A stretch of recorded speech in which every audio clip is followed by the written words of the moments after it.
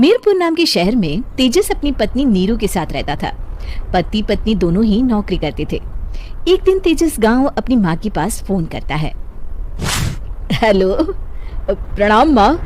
जीते रहो माँ, तुम दादी बनने वाली हो? अरे वाह, ठीक है बेटा, मैं कल ही आती हूँ। जब माँ जी शहर पहुंची तो बेटे बहू ने बहुत अच्छे से स्वागत किया। लीजिए माँ जी चाय। अरे गर्मा गर्म पकोड़े ले आओ माँ के लिए। नीरू रसोई में गई और 2 मिनट में ही पकोड़े ले आई। जी ये लीजिए। बहू जादू से बनाए हैं क्या? अभी तो रसोई में गई थी। यम्मी।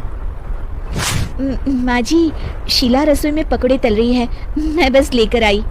हे भगवान, मेरा धर्म भ्रष्ट कर दिया तूने। अब तो गंगा जल से शुद्धिकरण करना होगा।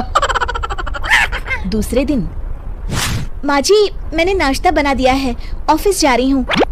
पर अभी तो घर का सारा काम पड़ा है। शीला आती ही होगी, झाड़ू पोछा बर्तन कपड़े वो सब कर लेगी। हमारे जमाने में घर का सारा काम हम ही करते थे। जी माँ जी आप बहुत होशियार हैं, मैं घर ऑफिस दोनों नहीं संभाल पाती। तो जरूरत क्या है घर से बाहर जाकर चाकरी करने की? वैसे भी घर का काम खुद करने से घर में बरकत आती है, समझी? पर माँ जी।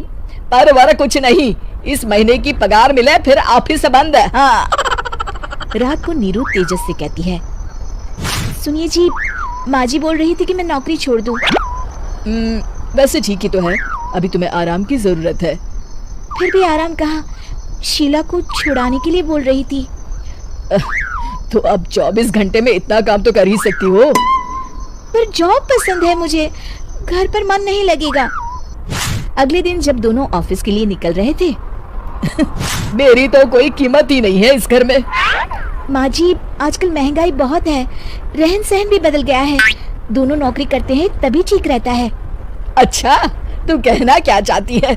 मेरा बेटा तुझे बिठा के खिला नहीं सकता? तू ही इस घर का खर्च चला रही है, हैं? नहीं माँ जी, मेरा वो मतलब नहीं था।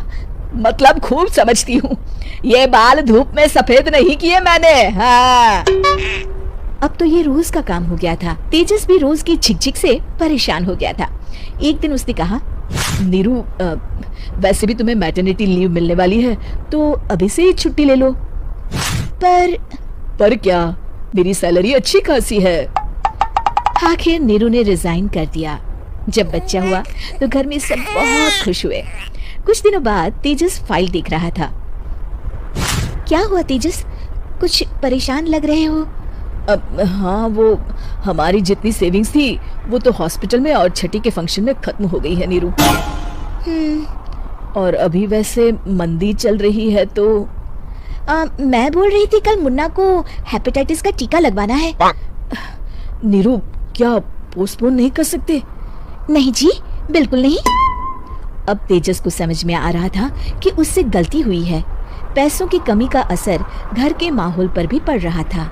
अगले दिन, बेटा मेरा चश्मा और ये दवाइयाँ ले आना, पर्चा देते हुए माँ जी ने कहा। जी। तेजस मुन्ना के लिए दूध का डिब्बा और डायपर भी ले आना, और ये किराने के सामान की लिस्ट है, इसे भी लाना है।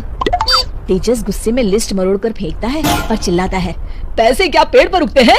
ये ले आना, वो ले आना। अरे पर ये जरूरत का सामान ही है।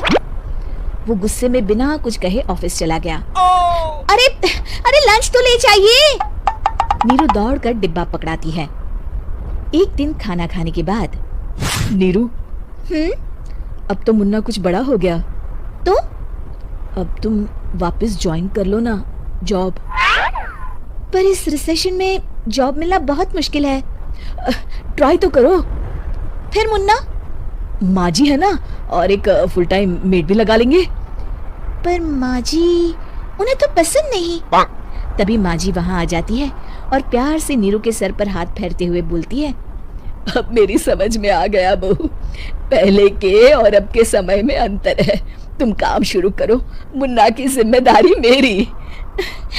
मेरी प्यारी माँ जी। ये कहकर नीरू उनके गले लग गई। शिक्षा परिवर्तन संसार का नियम है, हमें भी समय के साथ चलना चाहिए। उम्मीद है कि आपको हमारी ये कहानी पसंद आई होगी। कृपया हमारे चैनल को सब्सक्राइब करें और सभी अपडेट्स के लिए बेल आइकन जरूर क्लिक करें। और हाँ, वीडियो लाइक और शेयर करना मत भूलिएगा। Bye bye.